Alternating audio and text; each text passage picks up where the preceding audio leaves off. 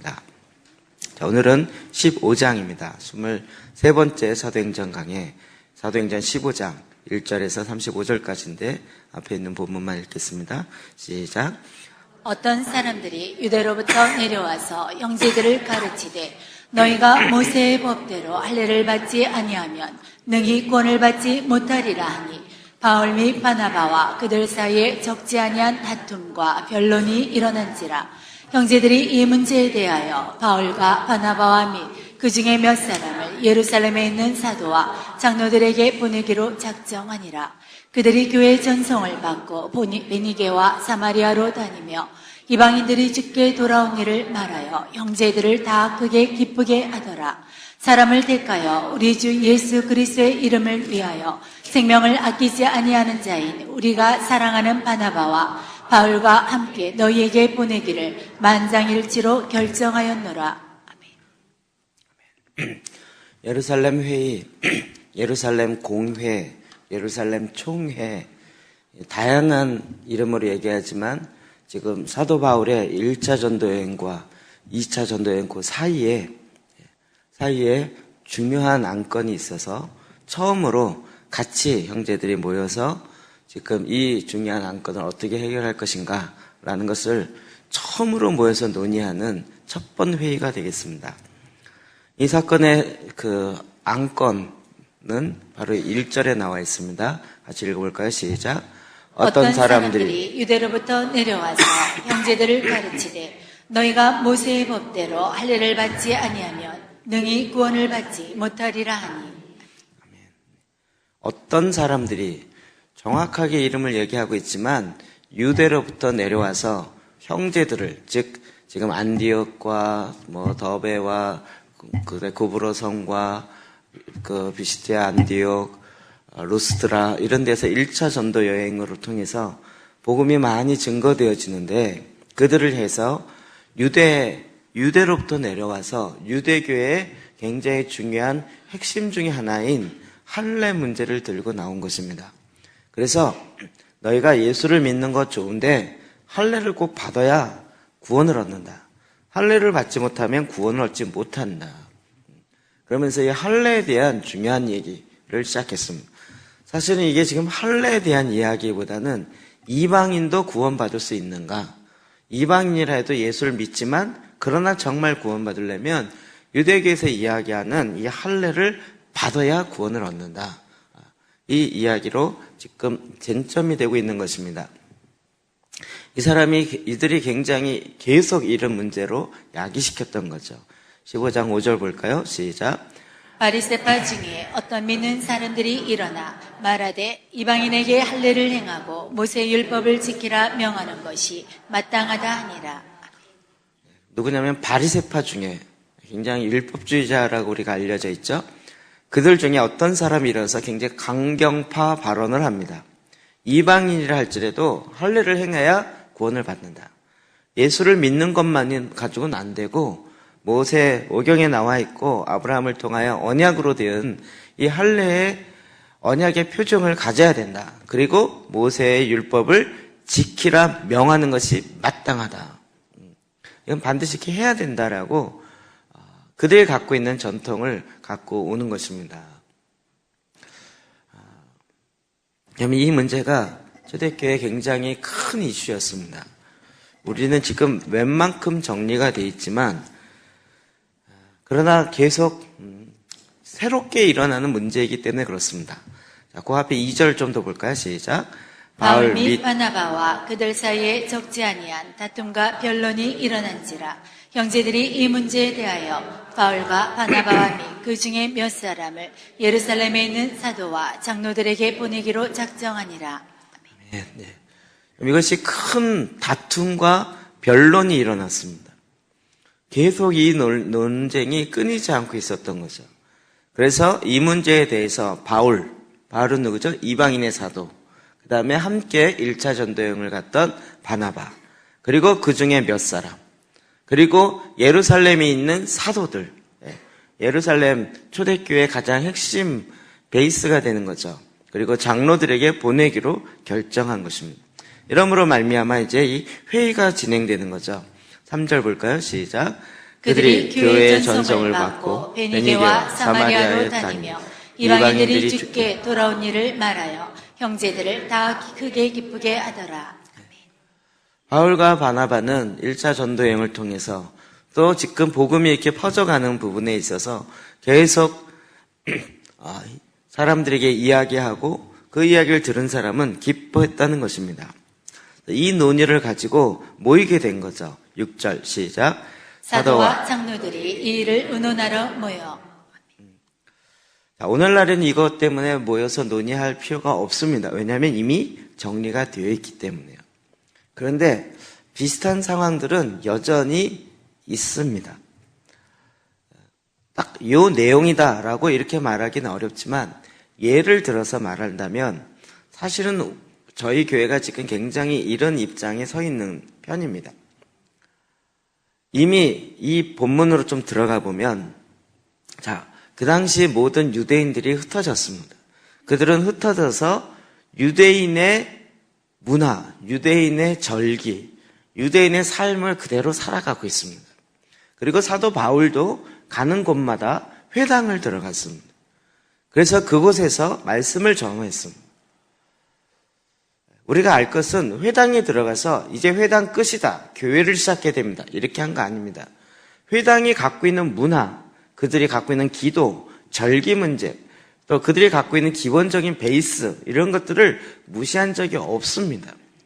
그 배경 위에 그 회당에서 말씀이 읽어지고 구약의 모세오경이 외쳐지고 이럴 때 이 모세오경부터 이야기하는 그 기름 부음 받은 자 메시아가 누구냐? 곧 예수 그리스도인데 그분을 우리는 기다리고 있었는데 그 기다리던 분이 왔었다. 그리고 그분이 십자가에 못 박혀 죽으시고 부활하셨다. 즉 유대교에서 갖고 있는 그 배경을 가지고 그 위에다가 그걸 더 깊이 있게 풀어서 설명하며 오히려 더 의미가 정확하도록 풀어주고 있었다는 거죠. 왜 저희 교회가 하는 것과 비슷하냐면 여러분 그 당시에 소위 말해서 우리가 유대교라 그리고 베드로와 바울을 통해서 증거되어지는 걸 기독교라고 볼 때 기독교는 신흥 종교이고 이제 막 시작한 거고 유대교는 4,000년의 역사를 가지고 내려오던 것입니다. 이런 개념을 볼 때는 대부분의 유대인들은 다 유대교적 문화와 정통에 익숙해 있는 거고요. 이러다가 이제 새로운 신흥 종교라고 이야기할 수 있는 기독교, 즉 예수 그리스도를 믿음으로 구원 얻으며 메시아가 예수라고 주장하는 그리고 그렇게 증거하는 새로운 그룹들이 일어난 거죠. 제가 이걸 자꾸 예를 들어서 이야기하고 있습니다. 빗대어서요. 저희가 기도의 집에 대한 이야기를 합니다. 여러분 한국 교회 대부분의 교회는 기도의 집을 이야기하지 않습니다. 그렇죠? 또 그걸 해야 된다라고 말하지도 않습니다. 근데 지금 저와 여러분이 계속적으로 교회는 만민이 기도하는 집이 실제적으로 되어야 한다라고 이야기하는 것은 어떤 면에서 전혀 새로운 한국 교회를 뒤집어 엎어서 이렇게 가자 이런 이야기가 아닌 것이죠. 원래부터 있었던 하나님의 원래 갖고 있었던 뜻이 무엇이냐 이것이에요. 원래 갖고 있었던 뜻이 뭐냐. 유대교로 얘기하면 그동안 그들은 회당으로 흩어졌습니다. 성전이 무너지고 디아스포라로 나누어지는데 그들의 삶, 그들의 생활권 자체는 다 성전을 중심으로 하게 되어 있는데 성전이 무너지고 디아스포라로 아시아의 바벨론의 포로로 잡혀가고 이런 상태에서 흩어져 있는 데에서 어떻게 다시 이 하나님의 말씀을 이룰 것인지에 대해서 그들이 갖고 그 성전 중심의 이것을 버릴 수가 없는 거죠. 이게 기본이기 때문에. 그래서 그들이 있는 곳에 회당, 시나고그를 만들어서 그곳에서 그들이 하고 있었던 원래 하나님의 메시지를 회당에서 이걸 담아내고 있었던 거죠. 그렇다면 우리도 마찬가지입니다. 저와 여러분이 지금 어떤 면에서 새 일을 하고 있습니다. 근데 이게 새 일이기 때문에 좋냐? 이렇게 얘기하는 건 굉장히 큰 논리의 어폐가 있습니다. 새 일이면 다 좋냐 이거죠. 오늘날 선전하거나 오늘날 대부분의 이 유물론적 사관에서 나오는 세계관은 뭐냐면요. 단종된 물건은 쓸데없는 거고 새로 개발돼서 나온 새로운 것이 좋은 것을 뛰어넘어서 선한 것이다까지 이야기되는 거예요. 이 얘기 이해되시죠? 핸드폰도 계속 새로 나오죠. 새로 나오면 기존에 전에 있었던 건 거의 막 공짜폰으로 나눠주고. 왜요? 쓸데가 없게 되는 거죠. 새로운 걸로 가니까. 그런데 그런 개념으로 이렇게 받아들이면 새로운 거는 다 옳은 것이다라는 생각을 하게 됩니다. 그런데 그렇게 기준으로 결정할 수 없다는 거죠. 새로 하는 거는 다 옳은 건가요? 제가 청년 때, 전도사 할 때, 그때 막 한창 나갔던 건 뭐냐면, 이제 전도 이야기가 나오다가 열린 예배가 나왔습니다. 그래서 미국의 윌로우 크릭 교회에서, 세일비어 서비스를 한 거죠. 그러니까 구도자 예배. 이름은 원래는 믿지 않는 사람을 교회에 오게 하기 위해서 어떻게 할 것인가. 그래서 구도자 예배라는 용어를 만들었어요. 그러니까 믿지 않는 사람들 교회 오면 너무 문화가 생소하니까 그들의 문화를 갖고 와서 교회 와도 생소하지 않게 열린 오픈되어진 형태로 가서 예배로 가되 그들의 문화에다가 복음을 넣어서 전하자. 이런 의도였습니다. 그래서 제가 교낙도 가봤습니다. 갔더니 정말 오케스트라 관현악 다 이렇게 관현악 8명인가 딱 있고요. 무슨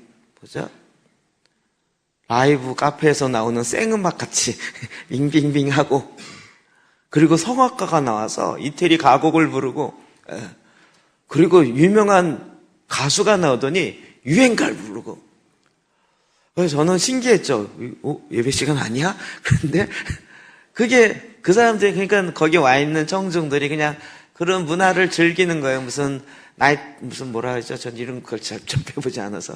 뭐 디너스쇼나 뭐 이런 공연하는 그런 거 온 것처럼, 무슨 라이브 카페 온 것처럼 그냥 즐기면서 그냥 마음 편하게. 그러면서 그게 구도자 예배고 열린 예배다 이래가지고요. 하여튼 제가 신대원 다닐 때까지 그게 논쟁이 됐습니다. 그게 그 당시에 굉장히 센세이션했고 해야 되냐 말아야 되냐 말이 많았습니다. 지금 여러분 이런 얘기 들어보셨나요? 지금도 열린 예배 드리는 데 있나요? 처음 들으시죠? 싹 없어졌죠? 그거 담당하는 목사님도 미국으로 가버렸고요. 그 교회 자체에서도 지금 하질 않습니다. 새로운 것이라고 다 좋다 이렇게 보는 건 굉장히 큰 위험성이 있습니다. 그러면 새롭게 시작되는 걸 어떻게 검증해야 될 것이냐 하는 문제가 우리에게 크게 다가옵니다. 자, 이 문제에 대해서 지금 초대교회에 일어나는 이것과 원리가 같다는 것입니다.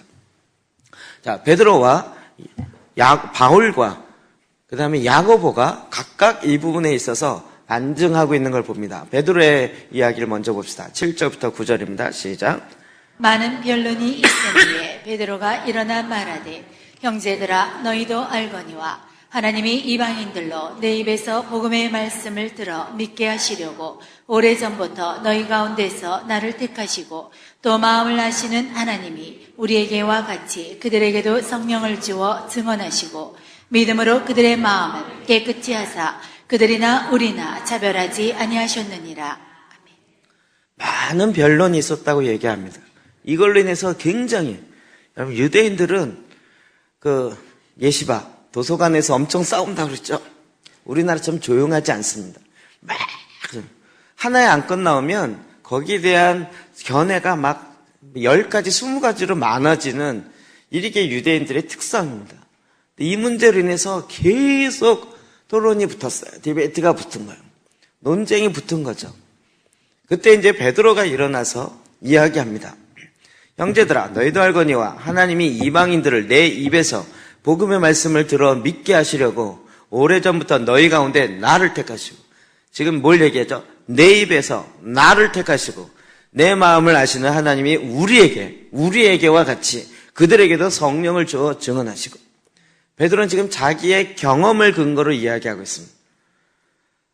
나는 지금 수대자로 지금 이 초대교회의 가장 수장이 되었는데 하나님이 베드로를 택하셨어요.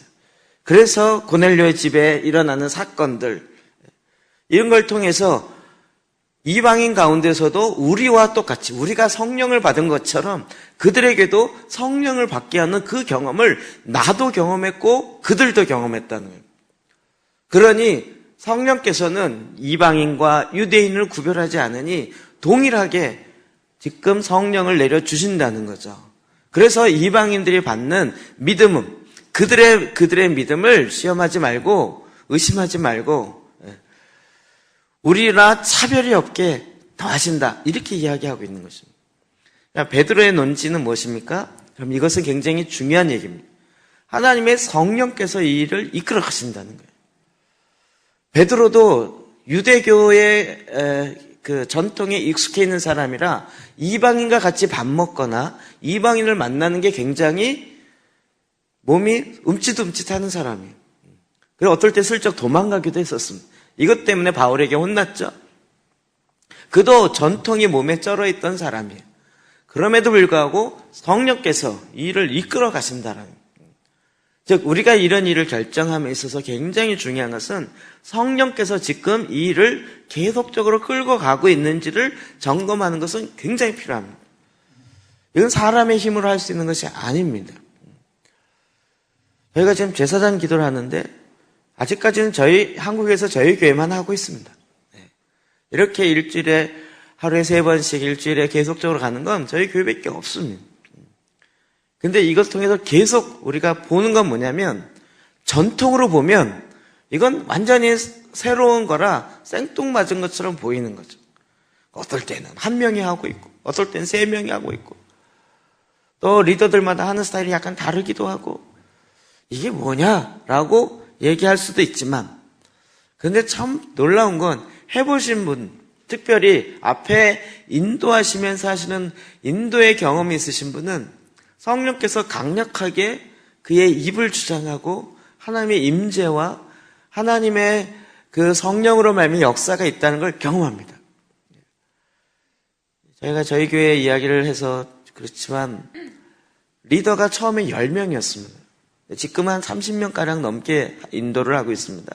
이렇게 된 게 사실은 제가 합시다라고 한 게 아니라 앞에 인도하시는 분이 인도를 하다 보니까 너무 좋은데 우리 셀 멤버들도 이 좋은 걸 경험시키고 싶어서 목사님 저만 인도하지 말고 우리 그룹에 나온 누구를 해도 될까요? 그래서 제가 예 좋습니다.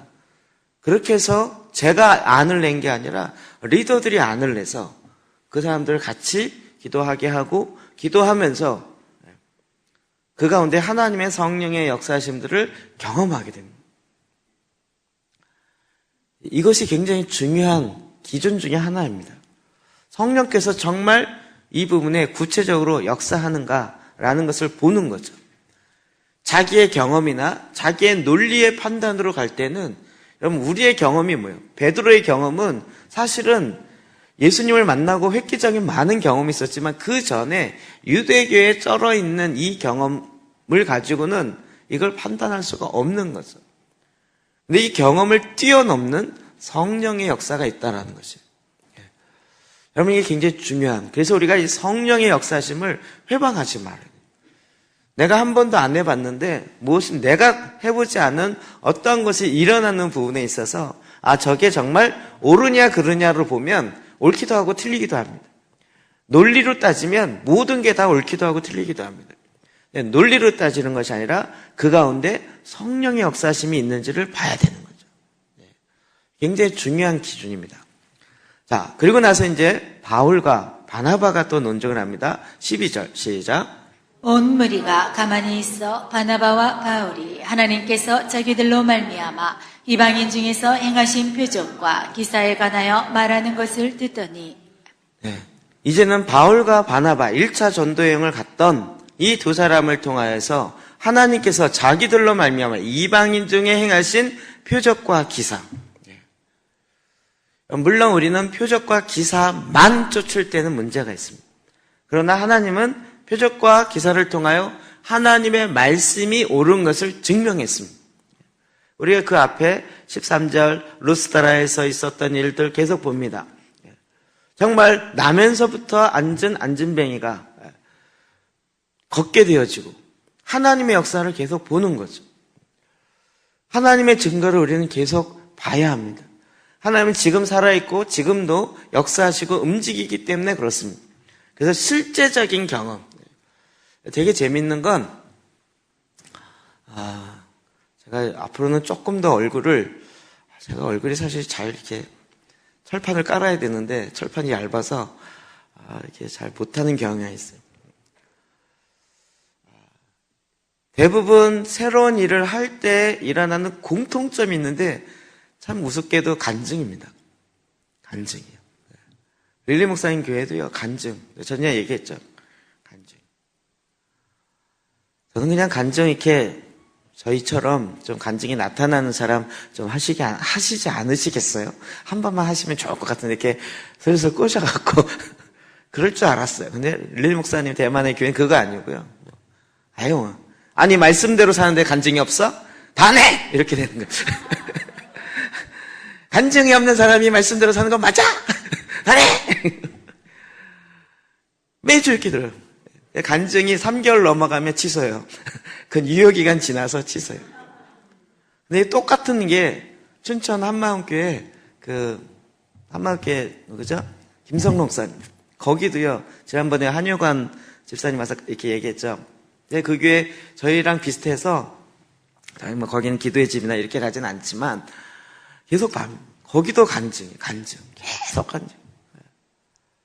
그래서 그 교회 가면 이쪽 한 벽면에 사진으로만 봤는데 벽면에 촘촘히 있는데 그 촘촘히가 파일로 돼서 성도들이 보낸 간증으로 이 한쪽 벽면이 파일로 가득 차 있어요. 그래서 그게 또 보니까 이번에 또 거기서 계속 나오죠. 무슨 방송부 만들더라고요. 뭐죠? 주님과 함께하는 뭔가 해서 다 그 교회 성도들이 간증하는 거 영상으로 만들어서 스튜디오에서 작업하는 거. 거기에 나오는 그 사람 중에서 4명인가 제가 아는 사람. 3명은 제가 대학부 때 있었던 애들인데요. 거기 가 있더라고요. 언제 춘천까지 가 있어가지고. 그래갖고 뭐 10몇 년 만에 문자가 왔어요. 목사님 잘 계세요. 야, 웬일이냐 그러면 이거 보세요라고 딱 했는데 지 간증한 거예요. 그래서 제가 물어봤죠. 거기는 어떡하냐 하면 거기는 일단 간증을 안 하면 인간 취급이 잘 안 되는 간증이 아니면 그게 성도로 아직 통과를 못했구나 이런 분위기인 거예요. 간증을 하고 나야 그래도 내가 이게 성도지 이 분위기라는 거예요. 제가 너무 이렇게 얼굴이 얇다는 게 아시겠죠? 강압적으로 해야 하는 건가요? 하는 건가요? 그 삶에 구체적으로 나타나는 간증이 있는. 그래서 내 삶 가운데 그래서 제가 이번에 왔을 때 물어봤어요.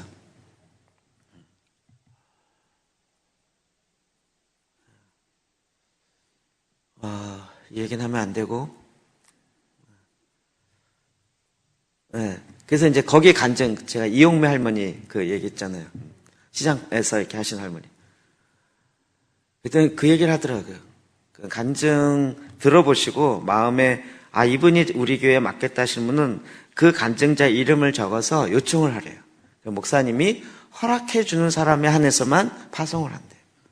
이거를 전에는 그렇게 안 하다 보니까 막 간증으로 그 교회 성도들이 여기저기 막 이렇게 외부로 나가서 간증하는데 약간 부작용이 일어나더래요.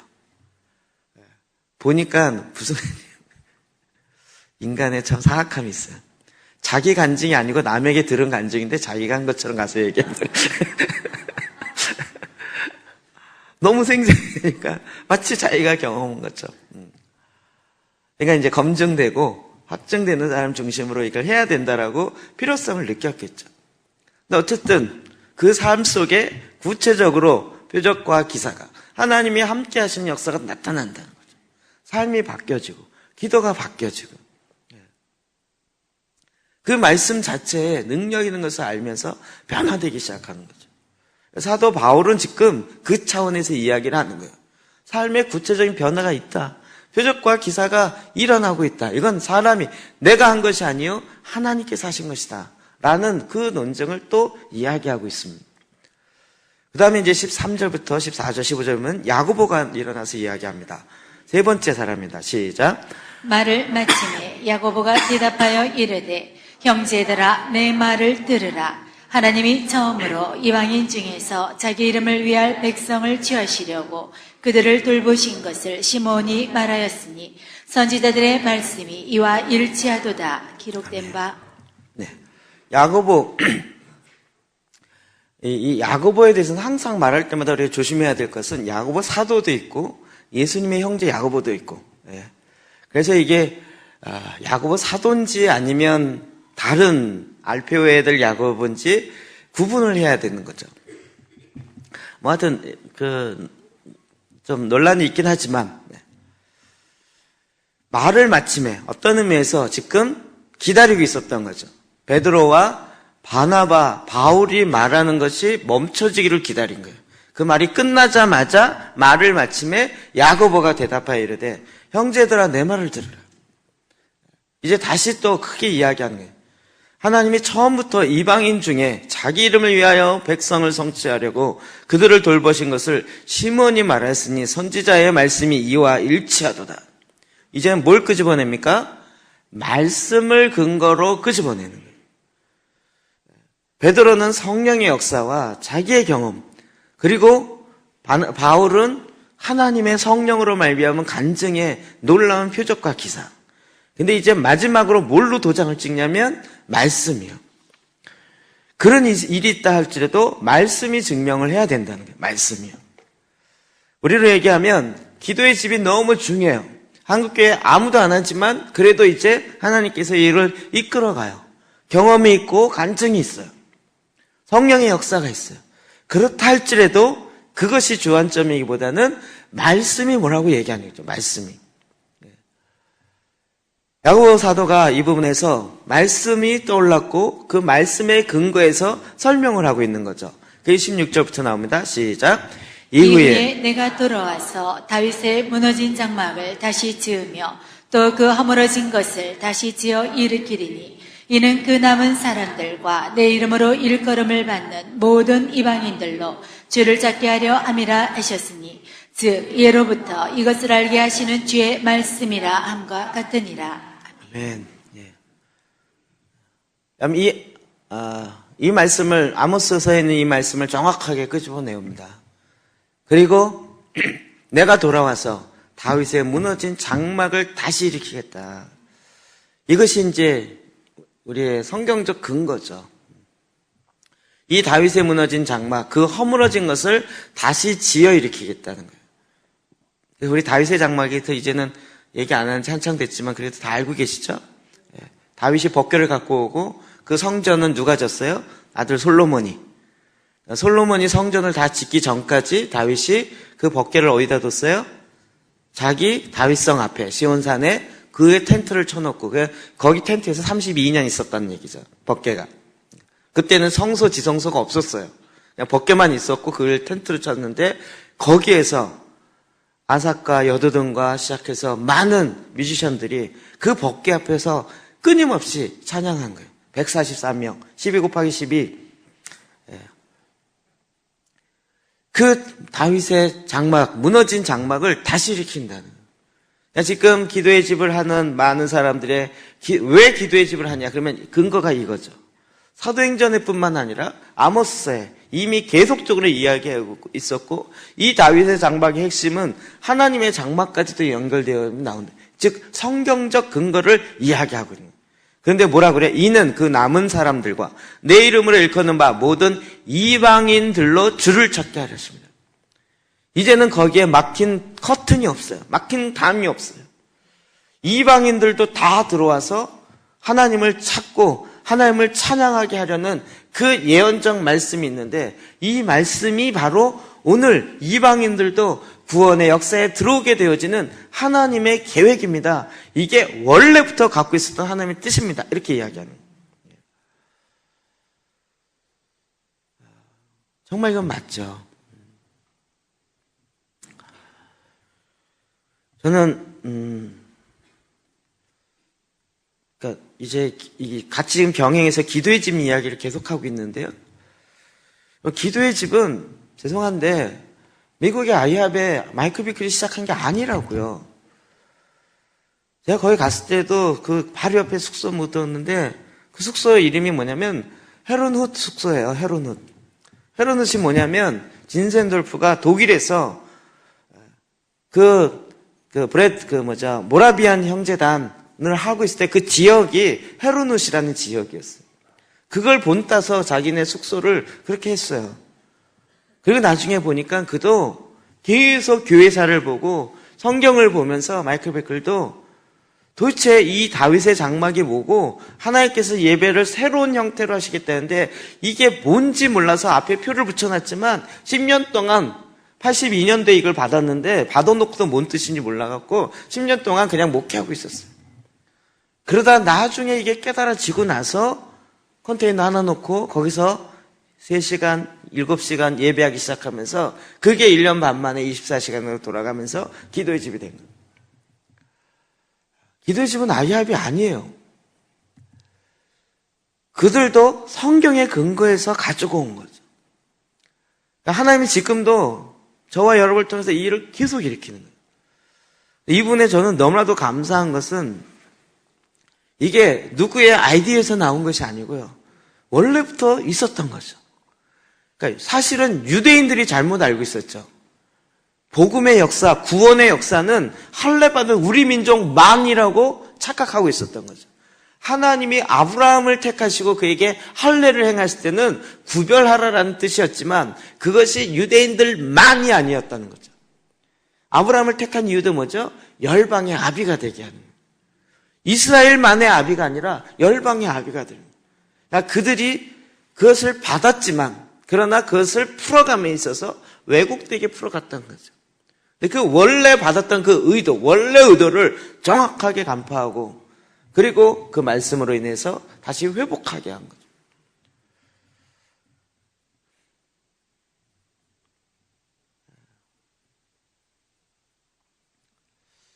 오늘도 저와 여러분요, 그렇게 오신 분이 계셔서 제가 좀 조심스럽긴 한데 어떤 분이 정말 기도를 하고 싶은데 새벽 예배를 가도 기도가 일찍 끝나갖고 끝나면 문을 잠가야 되니까 기도를 못하고 그리고 또 교회 가서 기도하고 싶으면 문이 잠겨있고 너무 힘들었다는 거예요. 그분이 막 마음에 불평을 하다가 이 말로 그렇게 했어요. 나는 언제든지 가서 기도할 수 있는 그런 교회 가고 싶다고. 근데 그때 그 사모님이 그 얘기를 잘못했어요. 그런 교회 있으면 가보라고. 한국에 그런 게 있냐고. 근데 바로 옆에 있었어요. 그래갖고 저에게 나오게 됐어요.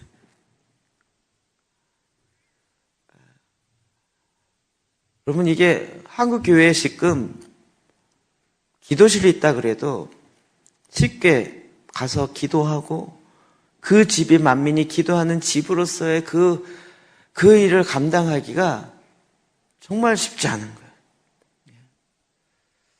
그러나 하나님께서는 그 일을 계속 풀어가신 거죠. 어찌되었든 계속 풀어가신 거예요.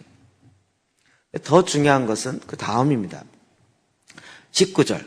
자, 야고보 사도가 어떻게 얘기했죠? 하나님의 말씀에 이렇게 되어 있다.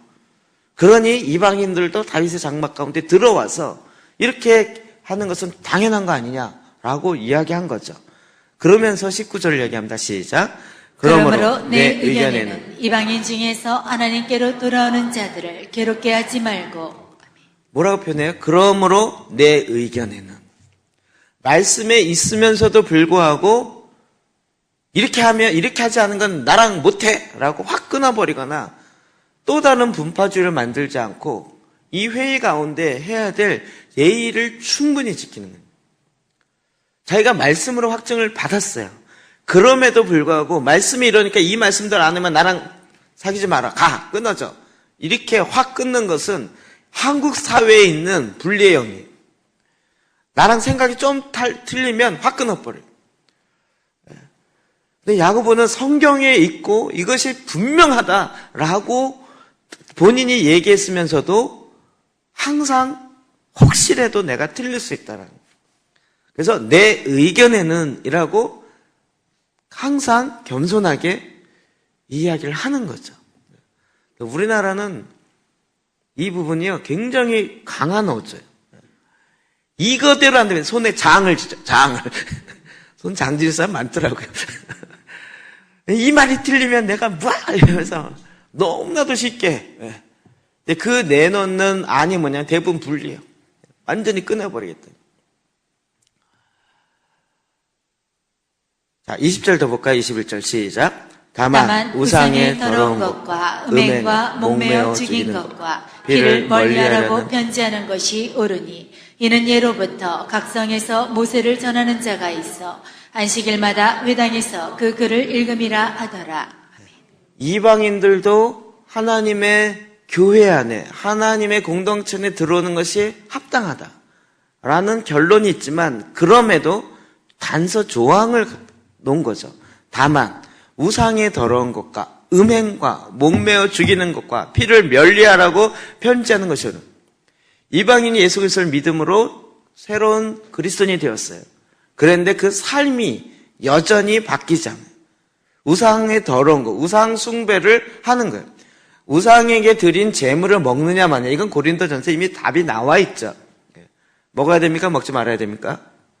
고사 드렸던 떡을 먹어야 됩니까? 먹지 말아야 됩니까? 고사떡 먹어야 돼요? 먹지 말아야 돼요? 네, 그렇죠? 성경이 그렇게 얘기하죠. 네.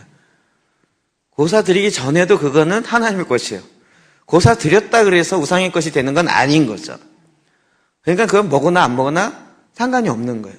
그런데 바울은 성숙한 자가 돼서 내가 먹는 것 때문에 상대방이 시험을 받는다면 내가 평생 안 먹겠다. 내 삶의 목적이 나를 배불리 먹는 게 아니기 때문에. 이 기준이죠. 이해되시죠? 네. 이해되세요? 제가 고사떡 먹는다고 여러분 실족하지 마세요. 저는 자유로워서 먹습니다. 근데 제가 먹는 것 때문에 어떻게 목사가 그걸 먹어? 그래갖고 어느 한 사람이 실족하게 된다면 그거는 저에게 책임 있는 거죠. 농담인데 그럼 먹으려면 어떻게 해야 돼요?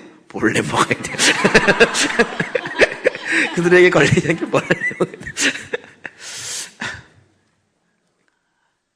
돼요. 우리에는 그런 자유함이 있어요. 그럼에도 불구하고 그 기준 자체가 먹느냐 안 먹느냐 이런 차원이 아니고 더 성숙함으로 다가는. 이건 우상 숭배와 관련되어 있는 거예요. 그 다음에 음행하는데 그의 속사람은 거듭났지만 삶은 여전히 그렇게 살고 있다면 그건 안 된다는 거죠. 또 목매어 죽인 것과 피를 멀리하라는 것. 이것은 옳지 않으니 이건 하지 말게 하자라고 단서 조항을 걸어놨다. 우리가 그리스도 안에서 자유하되 그 자유가 방종이 되면 안 되는 거예요. 내가 이렇게 난 그리스도 안에 얼마든지 자유하는데 나는 얼마든지 다 할 수 있어. 나는 더 이상 묶임이 없어. 묶임으로 해방됐어.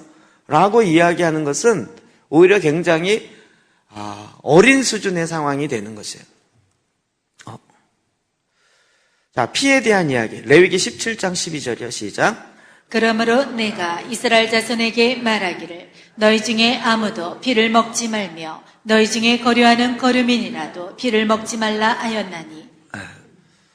피를 먹지 말라. 전에 제가 한번 이야기했는데 선지국 먹어야 됩니까? 말아야 됩니까? 우리 허주영 집사님, 중국에서 먹어요? 안 먹어요? 먹어요? 그래요? 지방마다 좀 다른가 보다. 지난번 우리 중국 거기 갔을 때 거기가 어디였죠? 허난성이 아니고 예? 우리 갔던 데가 어디죠? 항주. 항주. 거기 상해 밑에 항주 있고 상해에서 이렇게 들어가잖아요. 아랫부분. 거기 가서 식사 초대를 받고 딱 가는데 정말 뷔페식으로 계속 나오는. 근데 저희는 뭔지 몰랐어요. 그래서 그냥 탁 먹었는데 물컹한데 두부 같더라고요. 나 보니까 이제 선지를 이렇게 굳혀갖고 묵처럼 이렇게 썰어가지고 그걸 올려놓은 거예요. 저는 뭔지 모르니까 먹었는데 이 사람들이 얼굴이 싹 바뀌는 거예요. 거기는 절대 먹으면 안 돼. 선지는 숟가락도 대면 안 돼. 젓가락도 대면 안 돼. 우리는 그걸 몰라서 이거 뭐지? 그리고 모르겠는데 어디 나도 뭐 이렇게 했는데 거기 앉은 사람이 딱 얼굴이 싸해지더니요. 피와 관련된 건 절대 못 먹어요. 그쪽에 이제 허난성이 있고 그 예수 믿는 사람이 많은 지역이라 그게 아주 정확하게 아주 굉장히 강하게 강조되고 있더라고요. 그래서 그 피는 먹지 말라는 거예요. 피는 먹지 말라. 근데 제가 보기에도 이거는 필요하다고 생각이 들어요.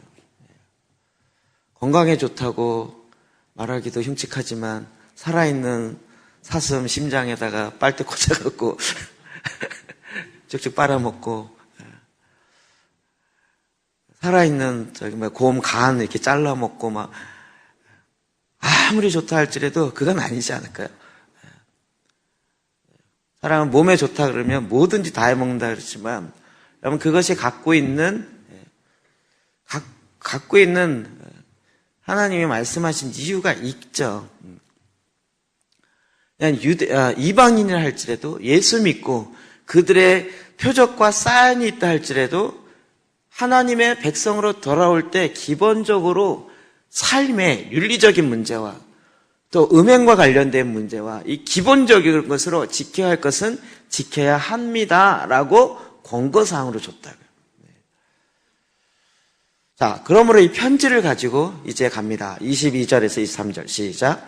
이에 사도와 장로와 온 교회가 그 중에서 사람들을 택하여 바울과 바나바와 함께 안디옥으로 보내기를 결정하니 곧 형제 중에 인도자인 바사바라 하는 유다와 실라더라. 그 변에 편지를 붙여 이르되 사도와 장로된 형제들은 안디옥과 수리아와 길리기아에 있는 이방인 형제들에게 문안하노라.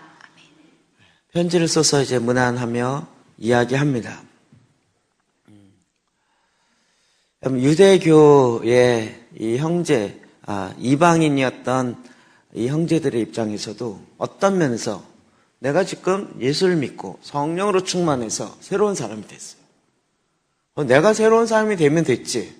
왜 저 예루살렘에 있는 사람이 만예 틀리네 이런 얘기를 하냔 말이에요. 나 관도. 우리나라 사람 가면 충분히 그런 요소가 있어요. 관도. 우리끼리 따로 해. 그래서 안디옥파 따로 만들어. 충분히 그럴 수 있을 거예요.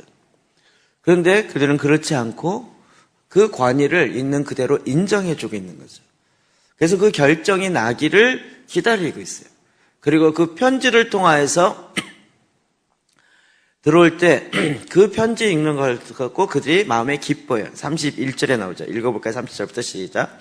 그들이 작별하고 안디옥에 내려가 무리를 모은 후에 편지를 전하니 읽고 그 위로한 말을 기뻐하더라. 유다와 실라도 선지자라. 여러 말로 형제를 권면하여 굳게 하고 얼마 있다가 평안히 가라는 전송을 형제들에게 받고 자기를 보내던 사람들에게로 돌아가되 바울과 바나바는 안디옥에서 유하며 수다한 다른 사람들과 함께 주의 말씀을 가르치며 전파하니라. 아멘. 그 편지의 내용을 그들이 기뻐하며 받아들여요. 저는 개인적으로 그런 일로 갈 일은 없겠다고 생각하지만 이게 너무 많이 퍼져도 문제예요. 아까 예를 들었던 것처럼 기도의 집이 막 퍼져가요. 그래서 이제 한국에 20, 30%가 기도의 집 하고 있어요. 그랬더니 몇몇 사람들이 뭐라 그랬냐면 기도의 집을 안 하면 교회가 아니래. 이래갖고 이게 총의 안건으로 상정이 돼버려요. 그러면 어떻게 될까요? 그럴 일은 없어요. 그럴 일은 없겠지만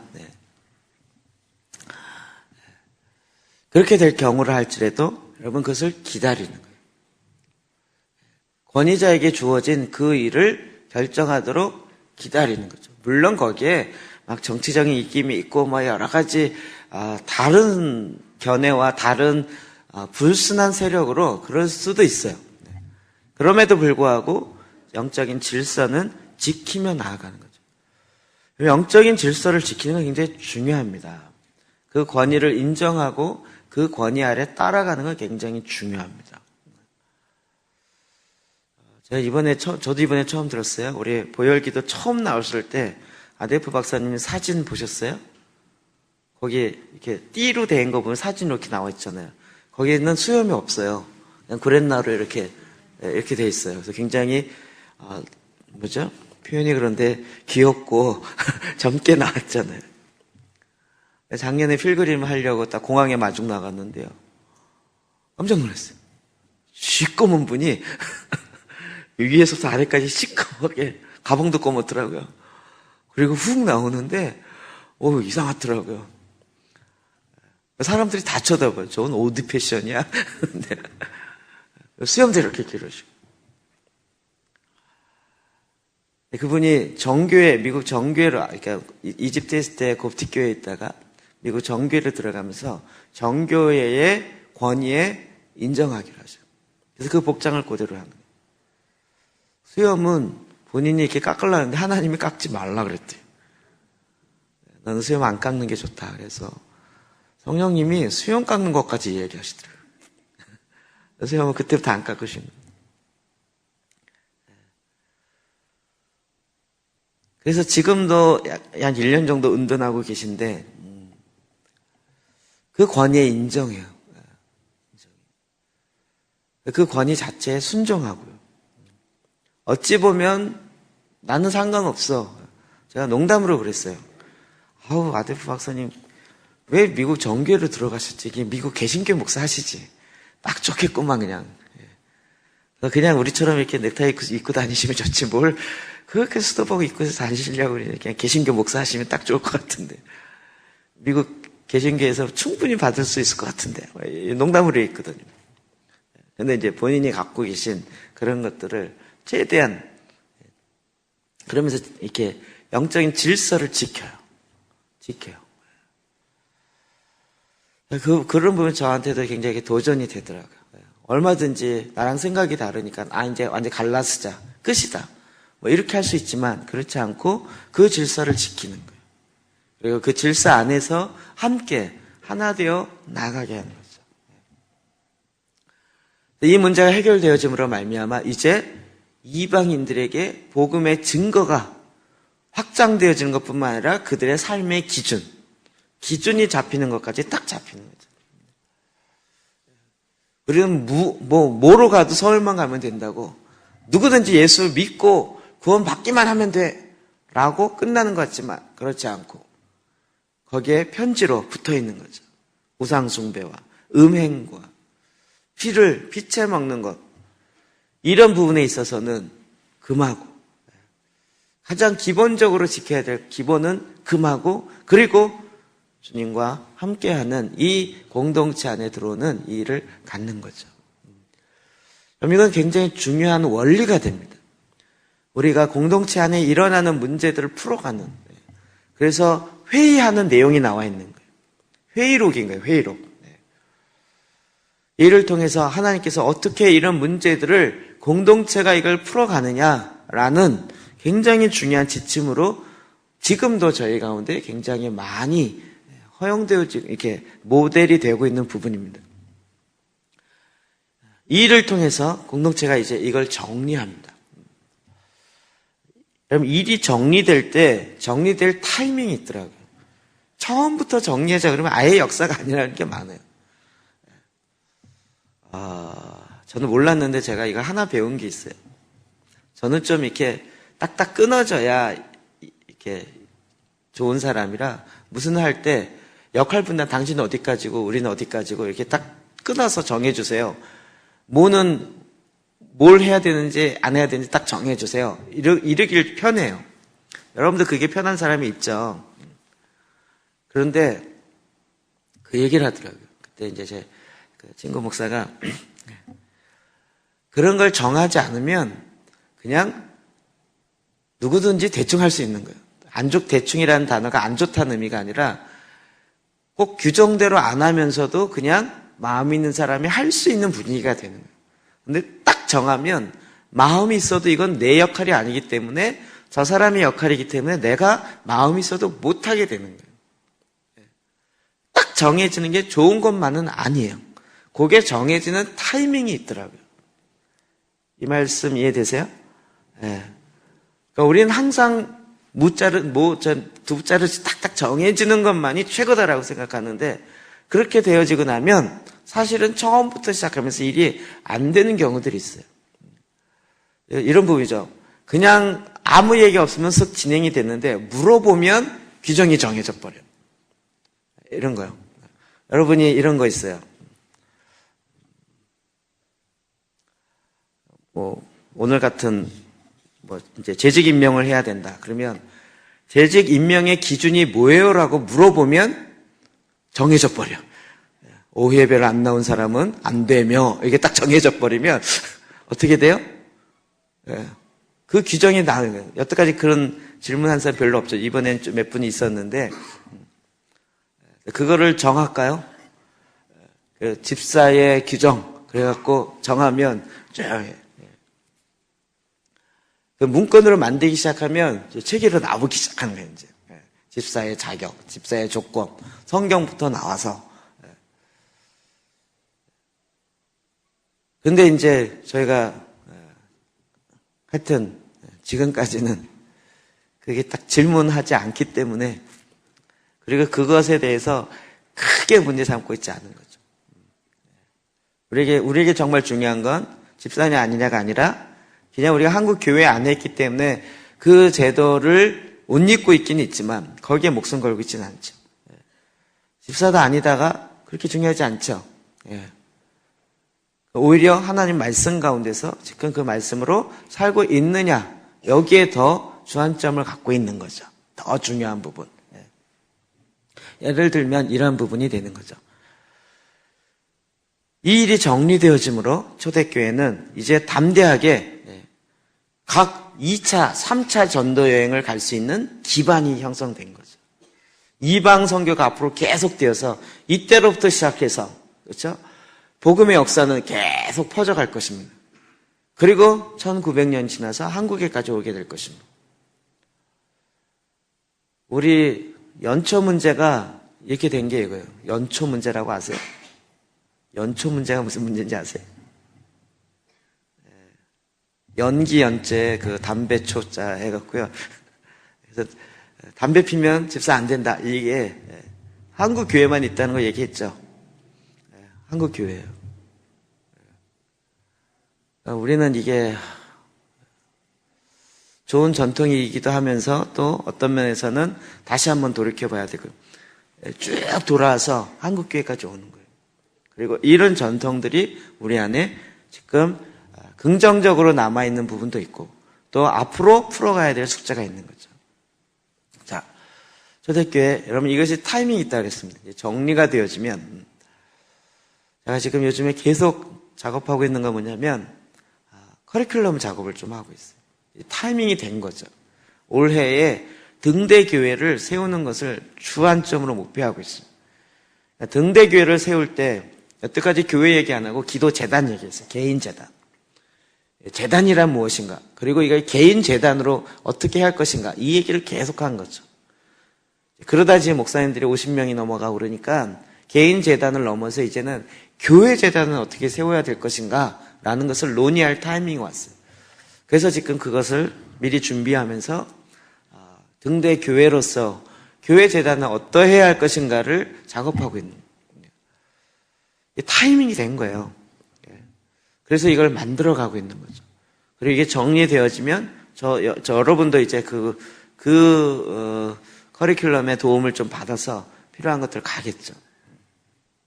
자, 하나님 이런 일의 흐름에 타이밍을 갖게 하셨어요. 그래서 회의하는 거 무조건 회의적이다 이렇게 볼 것도 아니고요. 예루살렘 회의는 그 타이밍에 그 다음으로 2차, 3차 전도행으로 나아가기 위한 기초석이 되는, 점프하기 위한 기초석이 된 거죠. 저희도 지금 이제 올해 7년으로 들어가면서 이제 점프하기 위한 기초석을 다시 놓게 되는 거죠. 그래서 이제 저와 여러분이 그동안에 했던 1차 선교와 같이 기초조를 놓는 단계였다면 이제 2차 단계로 들어가는 타이밍이 있습니다. 제가 저 말씀을 이렇게 다시 보고 하면서 하나님이 이제는 본격적으로 일하시겠구나. 사실 6년 동안 있었던 것이 다 기초석이었습니다. 이제 기초석이란 말 이해되시죠? 이게 대단한 게 아니었고요. 앞으로 나아가기 위한 기초를 다지는 거였습니다. 하나님께서 이제는 성 밖으로 나아가라는 거예요. 큰 길을 수축하고 돌을 제거하라는 거예요. 그리고 내 백성이 돌아올 백성들을 돌아올 수 있도록 예배하라는 거죠. 이제 정말 하나님께서 우리가 이 말씀에 순종하여 나아갈 때 2차, 3차 여기 있는 것처럼 더 많은 수다한 다른 사람들과 함께 주의 말씀들이 증거되어지고 더 많이 퍼지는 것처럼 앞으로도 계속 하나님의 초대교회 같은 역사가 저희 교회를 통해서 저와 여러분을 통해서 일어나기를 주의 이름으로 축복합니다. 기도하십시다.